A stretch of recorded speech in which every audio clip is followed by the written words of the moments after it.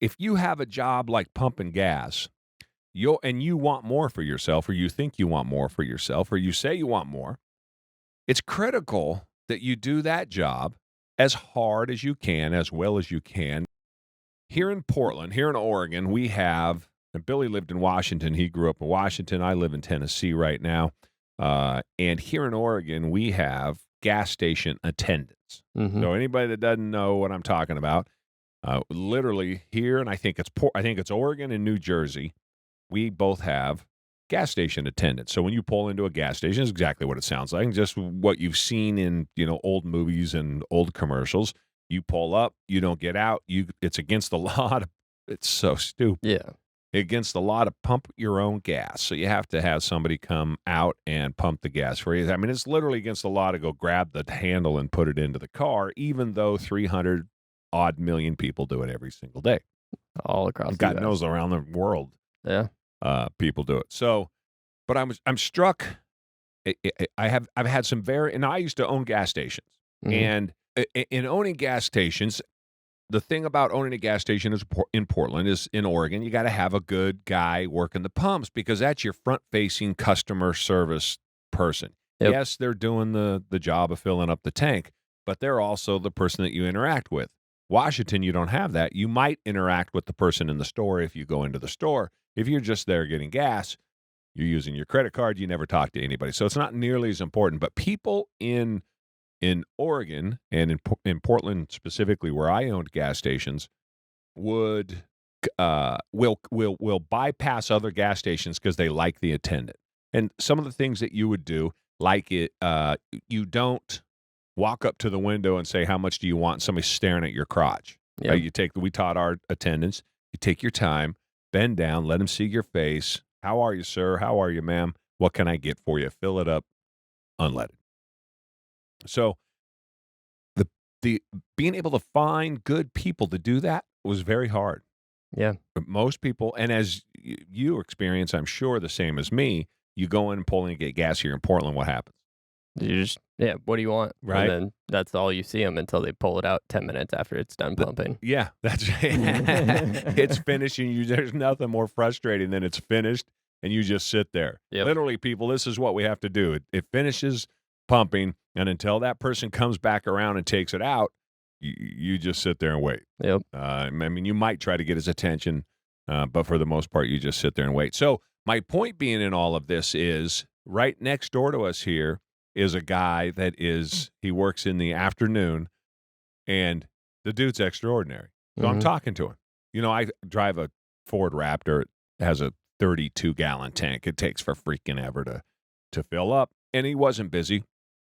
So we were BSing, and his attitude, the way he approached it, he moved with an urgency. He was quick, right? He wanted to get things done, so much so that I made a note about it, because too often people don't hustle in that job. So you sit there literally, and you're sitting in the front of your car, and you're watching this person stroll across the street, or across the parking lot coming from the store because you just pulled up, and it takes God knows how long for them to actually get there, and you're tapping your foot thinking, a little bit of spring in your step. Well, this dude, he was worried about me, as much as he would, more than he was clearly worried about himself, and he wanted us to have a good experience, so he's walking real quick. He's moving fast. He's a guy probably my age.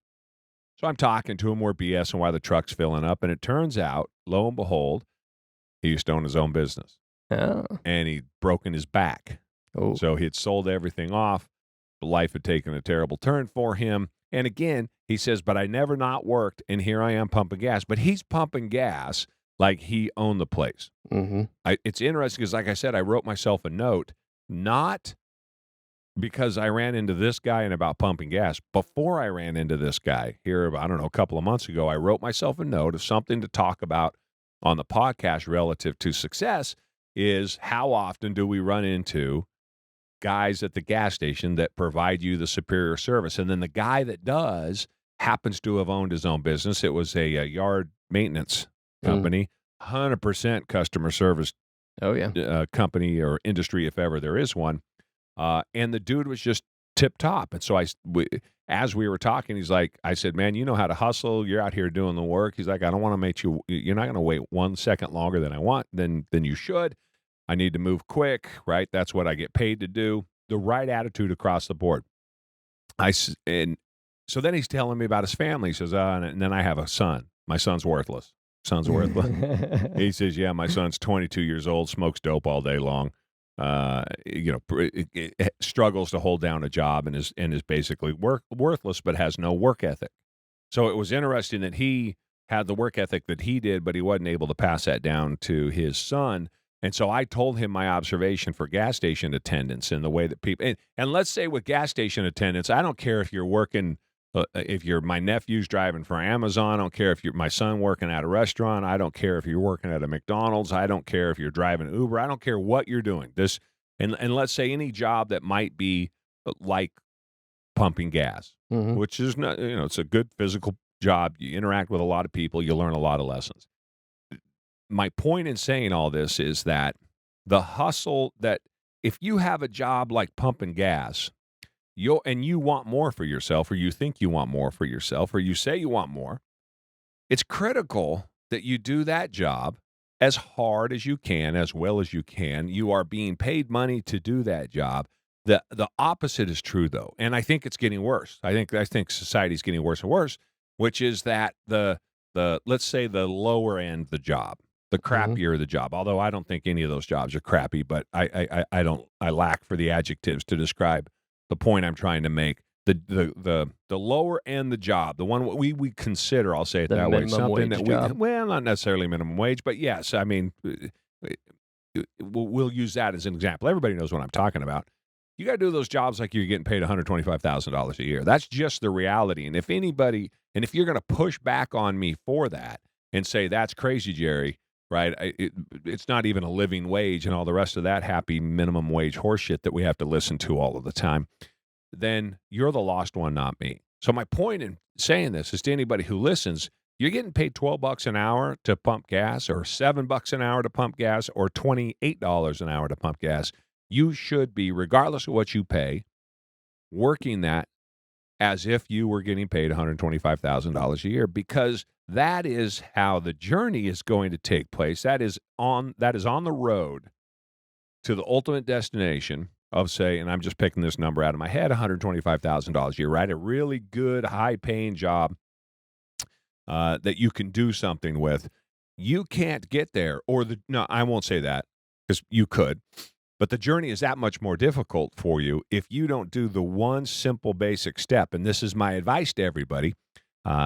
Do that job, whatever job you have, do it 100%. Now, I say this all the time. I have these conversations with people all the time. I don't ever really see people put it into practice. Yep. So I get a lot of head bobbing and, yep, I understand, and no, that's right, and I see that too, and I've read the same thing, and I've heard the same thing, and then don't go do it.